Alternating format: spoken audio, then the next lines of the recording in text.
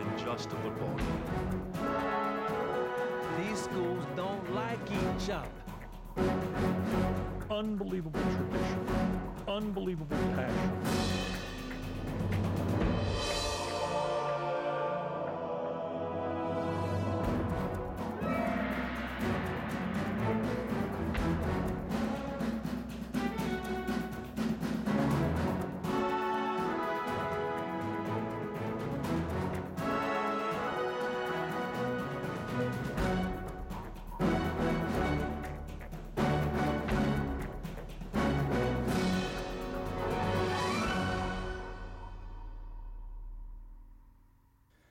You see, you've got this river.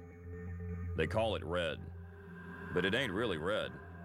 Just like they call this game a rivalry, but it ain't really. It's not a civil war, it's not a holy war, and no one is getting a little brown jug for winning. This is Texas versus Oklahoma, and it's real. Pretenders and fakers don't even show up. This is a game played by young men who tip their caps to single ladies and make sure grandma gets to church on Sunday morning. Crimson or burnt orange, those are the only two choices. For the 40 times the Crimson has won, legend has it that the Oklahoma birth rate has gone up the following year.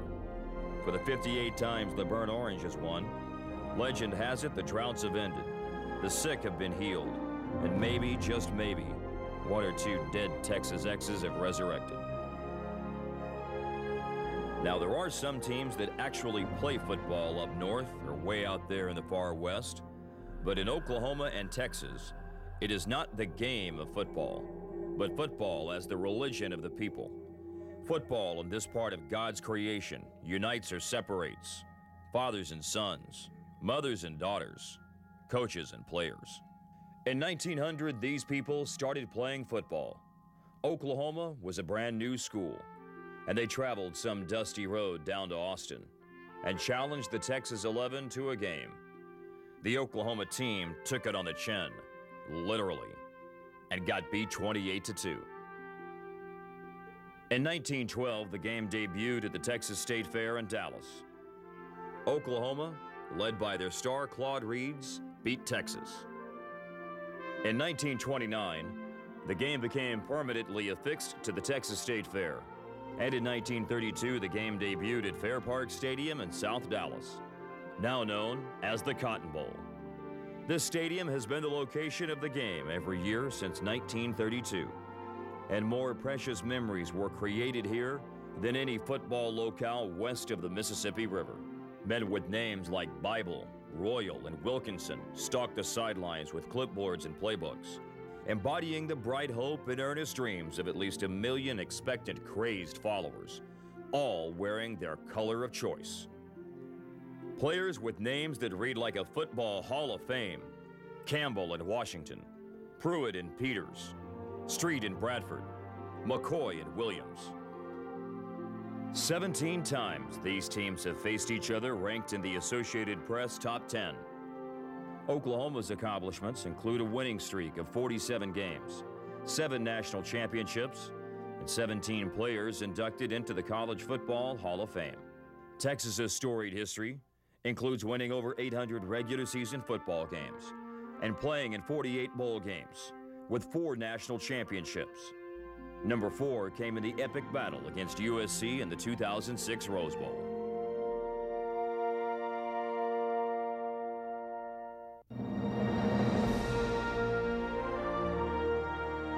Dana X. Bible, the genial gentleman, coached the Texas Longhorns to respectability.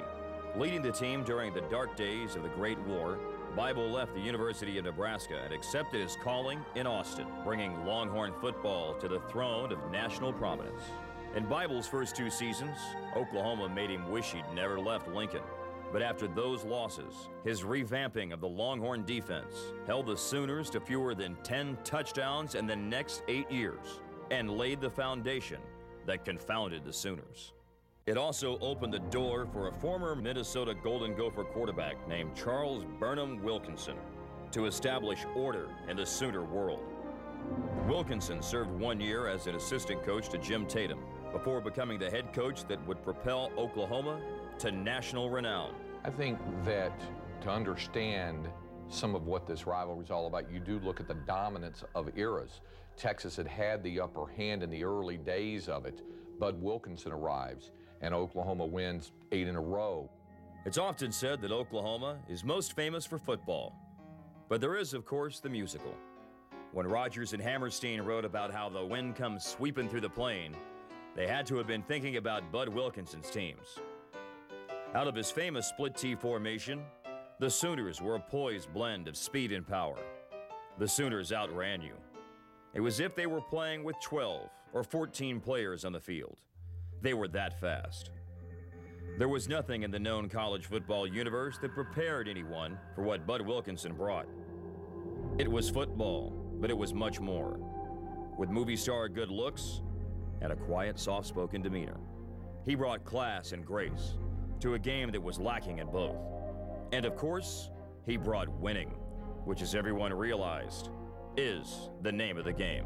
Bud Wilkinson, they call him the Great White Father, had that white hair and that calm demeanor, looked and acted more like an English professor, but brought together a bunch of great football players. Rivalry was changed dramatically when Bud Wilkinson became head coach, and that was actually a result of happenings of World War II. Norman had a naval base, believe it or not. Norman, with not oceans kind of quite a ways away from Norman. There was a naval base, and the naval base had a team called the Zoomers, a football team called the Zoomers. Of course, in those days during World War II, all the athletes, everybody was in the service, all the males. And he recruited these guys that were on the Zoomers. And that really changed the whole thing about rivalry, OU Texas, because now Oklahoma had the athletes. In 1948, President Truman signed the Marshall Plan to save Europe. It's unfortunate there was no safety provision in that plan to protect the Longhorns from the storm Bud Wilkinson Sooners were about to unleash. If you were a Longhorn fan, this was going to be ugly.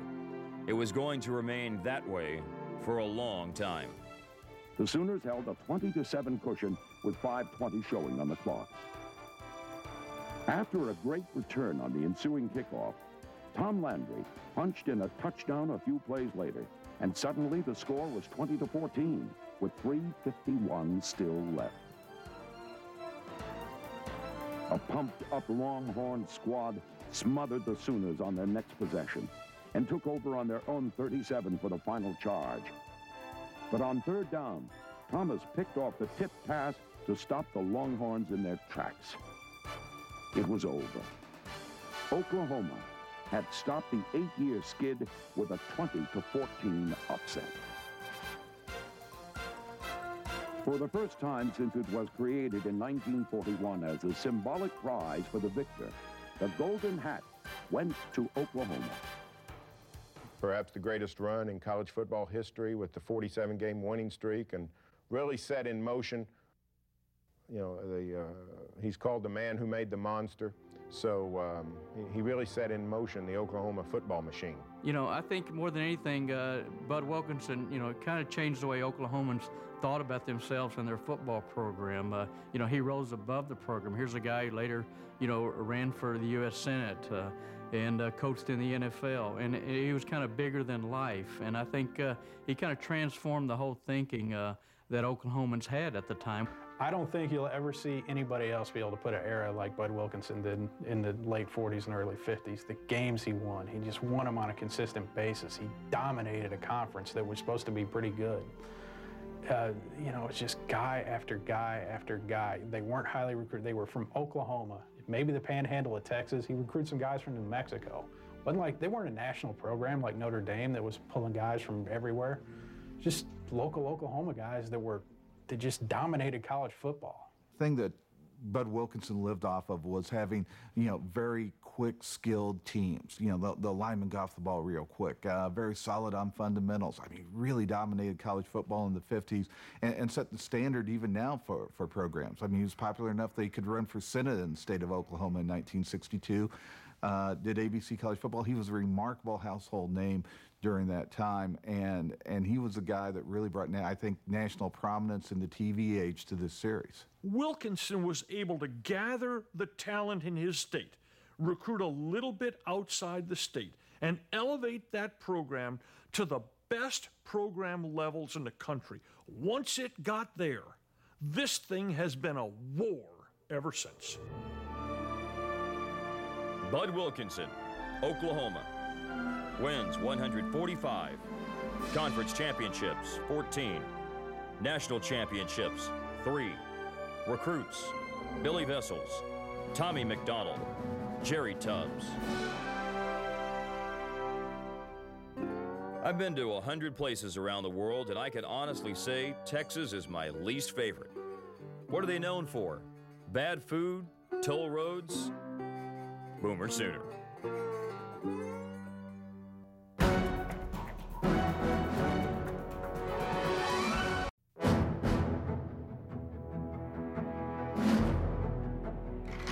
You can't choose your parents, but you can sure choose your football coach. For many athletes who wore the burnt orange, Darrell K. Royal was parent, teacher, coach, and ultimately, friend. A child of the Oklahoma Dust Bowl, he understood what the game of football can mean in the life of a young man.